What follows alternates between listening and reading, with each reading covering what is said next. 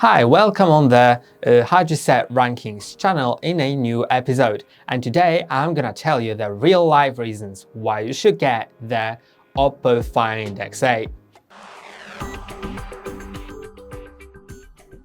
And beginning with the camera. Camera is the biggest feature, I think, of this phone. It's marketed as powerful camera and powerful AI, and that's what I'm gonna talk about here. So the cameras are really great. They take just great photos, especially for this price of the phone, because this phone isn't too pricey, although it depends on the region, because in where I'm located, it's like really expensive. It's more expensive than the iPhone 16 Plus. So it's quite weird. But in some other regions, it's a really good fairly priced phone, like about $750 or even less, about $700, and that's actually a good price for it. So for this price, the camera is just wonderful. There are 3 cameras on the back. They are all 50 megapixels. Of course, there is the ultra wide, wide, and periscope telephoto. All of them take great pictures. Also, there is the front camera, which also takes really clear, good pictures. It's the 32 megapixel matrix. And let's talk about the photos more, because this phone is packed with AI features when it comes to photos. If you open the photo app, you'll just see that if you go to edit, you can enhance the quality or clarity of the photo. So if your photo appears blurry, don't worry about that. It will for sure enhance that quality for you. Then there are things like the people or object removal on the gallery. Then the remove reflections option, which lets you remove reflections. So if you take a photo through a glass window and there are some reflections, you can just remove them, so it looks like there was nothing between your phone and the object you're picturing. And there's the unblur option, so also if something appears blurred, if you've moved your phone during the photo taking, you can simply unblur that. Now let's talk about the design, and I know that for some it will not be a real life reason, but for me, I belong to those people that really care about the design of the phone, because that's something I'm holding every day in my phone. I'm always seen with it, so I just wanted to fit my style, and personally it really suits me. I really like it. It has this big camera bump. I don't really like camera bumps, but this one looks really great.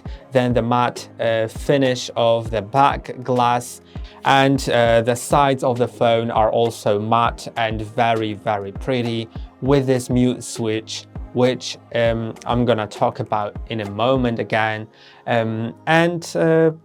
Also, when it comes to design, I need to mention the display. The display is just amazing. It has a 100 Hz Pro XDR display. I don't really know what Pro XDR means. It's just like a branding name. It doesn't really have a meaning, honestly.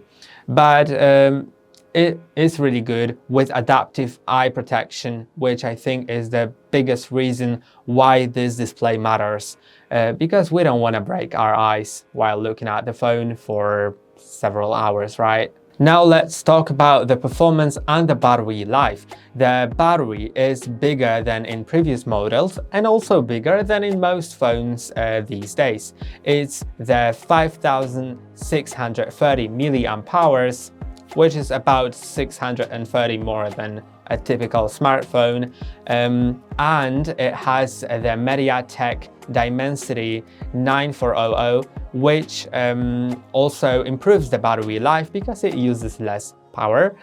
So in overall, you just get more battery life. And talking about the Mediatek, the performance is great. You can play some games on the phone and it doesn't lag, it doesn't have any problems.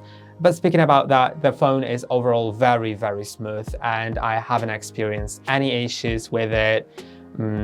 So I would totally recommend it for the smoothness. And now let's move on to the next thing.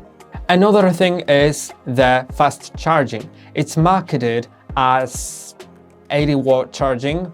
I haven't really stumbled across it actually charging at that rate. At the beginning, it was a bit over 70 watts, but later on it quickly dropped to 50 and stayed there until it got charged. I don't really mind that. I think that 50 watt is good enough, but it could be better, and they could actually tell the truth about the charging on this phone, because I haven't reached 80 watts even though I have tested it. And also going back to the mute switch, it's sort of like on old iPhones where you, instead of the action button, whatever it is, you could get the mute switch, right?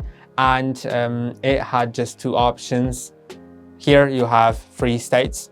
You can put it up in the middle as well as on the bottom, and it all has its own settings, right?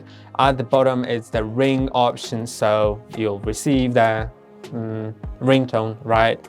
Then in the middle it'll be vibrate, and at the top it'll be fully muted without vibrations as well. And it looks like nice, honestly. Just look at that. And I think that's about it for this phone. It's worth it if you get it for a good price. As I said, it depends on the region.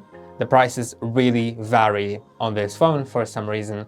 So if you get it for a fair price, then totally I would consider buying it. And let me know in the comments down below if in your region the price is too high or fair, and let me know if there's something that this phone you think is missing, or I didn't say about something that you wish I mentioned.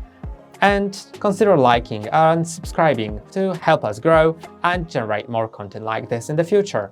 Bye!